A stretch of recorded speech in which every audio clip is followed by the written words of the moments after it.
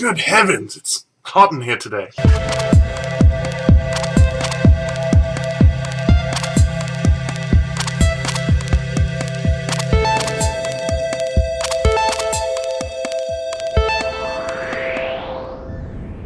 So, of course, welcome back to Extraordinary Times. Sorry for missing yesterday, and we hit the first story of today, which is... another throwback to the Olympics. We just can't stop. Right.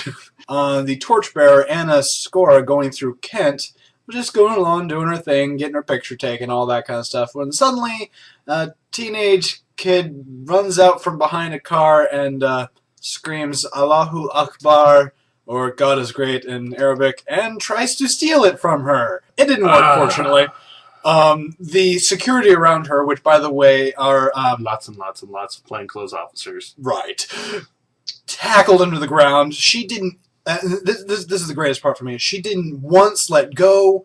The torch didn't go down. It barely went like this. There's video in the link down below. There's a lot of video. And she just kept going. Teenage boy jumps out of a crowd, tries to tackle a 23-year-old woman. Yeah, she's going to keep running. No pause. Guy was arrested. Olympics kept on going. Anyway, I'd just like to point out that he waited until a woman was carrying the torch. As if, that'd make things easier. Coward. From the non-fiction to a little bit of fiction for you, the fiction. It's a movie called The Master that's coming out with Philip Seymour Hoffman playing this guy who sounds, acts, and does a lot of the things that L. Ron Hubbard did back when he founded Scientology off of a fiction book that he made. But, that's just history. Apparently, Philip Seymour Hoffman plays this guy, and it looks incredible. I'm not gonna lie. And the guy who made the movie actually did a movie with Tom Cruise back in the day. So out of professional courtesy, he showed it to Tom first, who didn't like it so much. But we'll see. I am actually probably going to give it a shot because, well, things that make Scientology look bad, I kind of enjoy a little bit. I'm not gonna lie. And that's come from a Mormon guy who gets Mormon smashed like every day, so whatever. And on to Obamacare, because, well, new stuff just keeps popping out of that, and you never know what's gonna happen. Well, because he's Barack Obama and he approves this message. No, wait, this message. Oh, wait. Anyway, it turns out the one of the parts of the bill that everybody was so happy about, the law, I guess, about being able to extend kids' benefits under their parents, will also work under same-sex marriage as children. Which is cool. At least it doesn't discriminate. That's the good part about it, is they have woven that into such a very bad plan. And the great and powerful Microsoft, with which has brought you so very much of the access to the world, has actually, for the first time ever, posted a loss for a quarter, ever since they became a publicly traded company back in, like, the 80s, which is crazy. I guess that's what happens when you try and stick it to the 1%, eh, guys? Alright, and our last story of today, which comes out of Aurora, Colorado. If you haven't heard about this, there has been a mass shooting, largest in the United States history, at the new Batman premiere, unfortunately. I don't think I want to see it this weekend anymore. Not even joking. I still kind of do, but moving on. Either way, James Egan Holmes, 24 years old, just burst into a theater, threw smoke bombs, had a couple shotguns and a couple, I think a rifle and a handgun. AR-15 and a .40 caliber pistol. Right, which actually the pistol may have been left in the theater beforehand.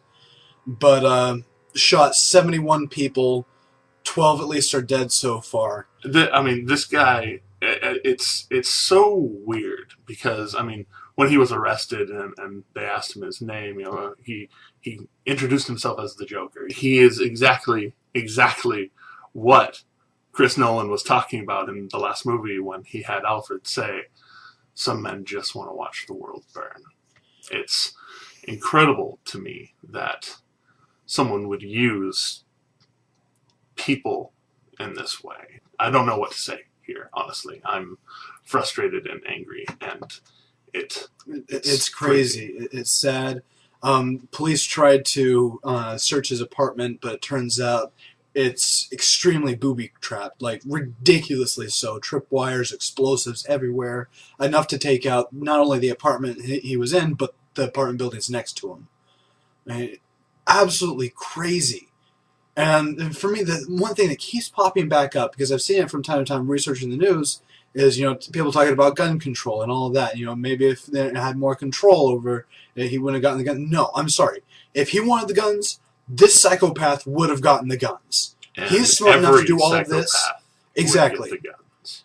What you need is actually more people with the guns. Think about it. Sure, he was wearing riot gear and a helmet and gas mask, whatever, but if somebody else had had a gun in that crowd, they would have taken him out one way or another.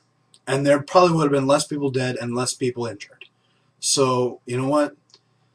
Yeah, that's my tirade, but mostly I want to put out there, families and those who are still alive, our condolences to you. I have several friends in Colorado. Hope you guys are okay. Anyways, thank you so much for watching The Extraordinary Times. I'm Jeremy. I'm Major. And, like and favorite and all the stuff. Share it with your friends. This kind of stuff matters. So, keep it up. Love you guys. See you next week. And be aware.